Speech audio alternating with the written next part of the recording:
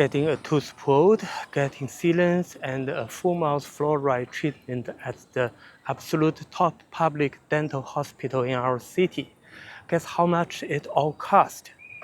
Yep, for both visits combined, it was around 62 bucks. Paid straight from my medical insurance, no cash out of the pocket.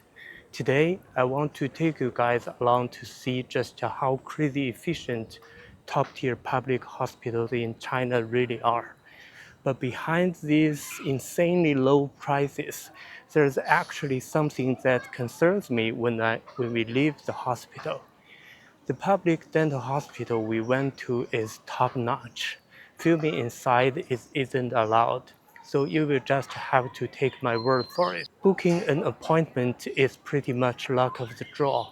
We actually just showed up without an appointment, both times. If you are lucky, you can just grab a ticket from the machine. If you are not, the nurses will sometimes squeeze you in based on the doctor's schedule. The catch? You have to wait in the hallway for about an hour. But the second you walk into the clinic, you realize why people are willing to wait. It's one big room with 8 dental chairs going full blast. You can hear the buzzing of the drills and the kid crying in the background. My daughter is actually terrified of the dentist and tears up every single time. But the doctors and nurses here, they're absolute child whisperers. They tell her in the gentlest voice, it's gonna feel a little sour, like biting into a lemon. Just hang in there for 5 seconds. The whole process is so crisp and fast, and the 5 minutes and the extraction and the fluoride were totally done. Afterwards, the doctor not only praised her for being brave, but also gave us this amazing pro tip. Go grab an ice cream once the bleeding stops. It helps with the pain and the bleeding. I mean, just for that alone, 10 out of 10 experience. We waited 20 minutes to make sure she was good, then headed home. The whole thing was super smooth and incredibly affordable. But walking out of the hospital, I had this lingering weird feeling. It just too fast. Wait an hour, seen for a few minutes. It felt like before I could even finish asking my questions as a parent, the doctor was already wrapping up. I know you guys probably be used to your family doctor chattering with you for 20 minutes. You might think Chinese doctors are being dismissive or rushing you out of the door. What's the actual truth? The truth is, they literally don't have time to rush you. That shows that it's totally normal for outpatient doctors in major public hospitals in China to see 80 to 100 patients a day. Let's do the math. An 8-hour shift, 80 patients. That leaves exactly 6 minutes per patient. What do they have to do in those 6 minutes? Listen to your complaints, review your charts, do a physical exam, make a diagnosis, write prescriptions, and furiously type up medical records.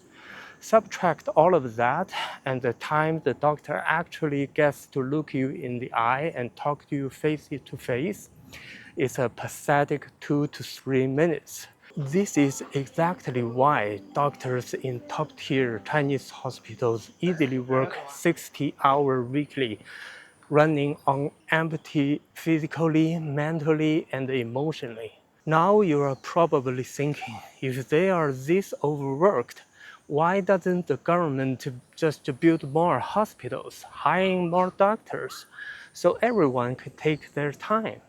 Well, this brings up to the brutal, impossible trinity of healthcare. China actually doesn't lack hospitals. There are over 1 million medical facilities nationwide.